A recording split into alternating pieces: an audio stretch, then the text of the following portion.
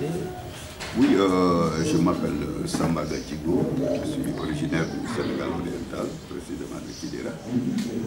J'ai fait mes études à l'école primaire de Kidira, lycée Faidherbe, université Cheikh Anta. À l'époque, ce n'était pas Cheikh Anta Diop, c'était uniquement l'université de Dakar. Ensuite, en 1981, je suis allé faire mon PhD dans l'état d'Illinois, près de Chicago. Et ensuite, depuis 1986, j'enseigne dans une université de femmes près de Boston, qu'on appelle le Montpellier College. Et c'est là que j'ai eu cette vocation de suivre l'œuvre de Sembène, dont je suis devenu l'agent. Pendant 17 ans, je l'ai accompagné à travers le pays. Ensuite, je suis devenu son biographe.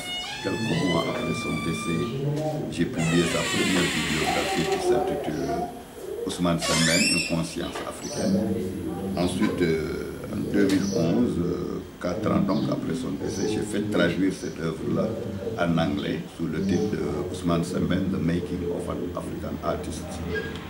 Ensuite, il y a eu un ouvrage collectif de témoignages que nous avons publié ici à Dakar aux éditions Papyrus, avec j'ai des trous de mémoire, oui, avec Ndiaye qui a publié le livre.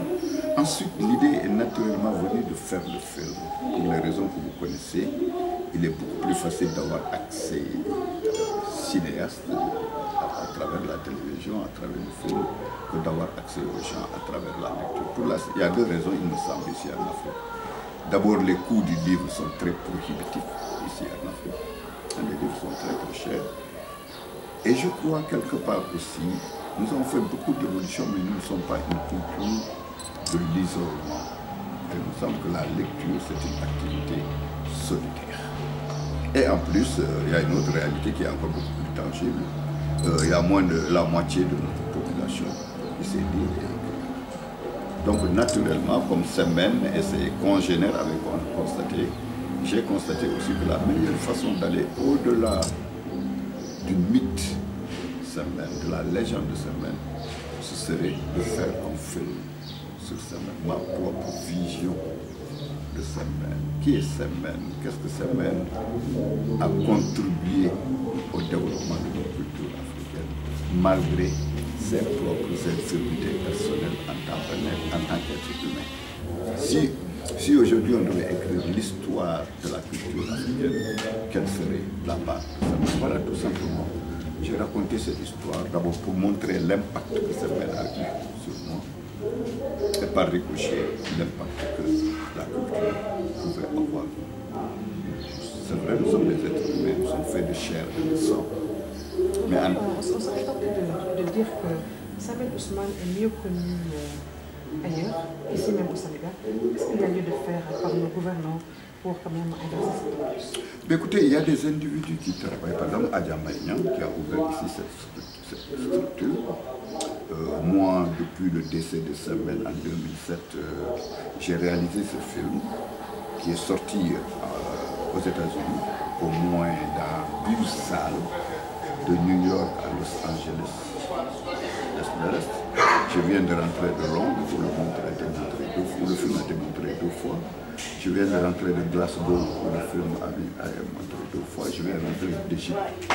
Et à chaque fois, j'ai tendu la main à nos dirigeants pour leur dire, écoutez, Sembène, c'est notre mémoire collective.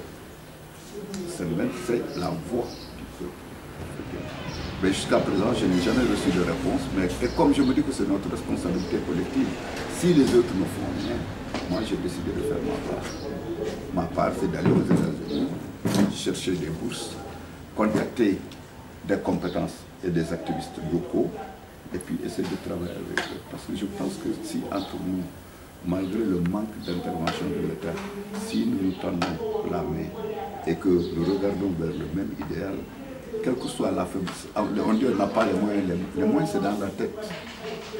Dès l'instant où on a l'intention, comme on dit en anglais, where there is a will, there is a way. Quand il y a la volonté, il y a toujours le moyen de le faire. Et puis je crois qu'on a un moment où on ne doit pas tout attendre de l'État.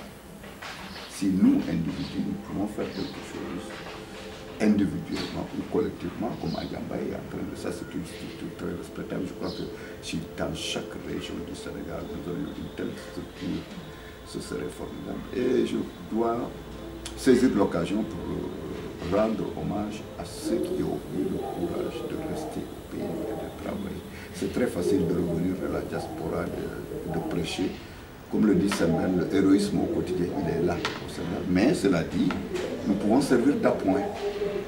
Nous pouvons venir avec une certaine expertise qu'ils ont d'ailleurs, mais tout simplement conjuguer nos efforts, créer une sorte de synergie.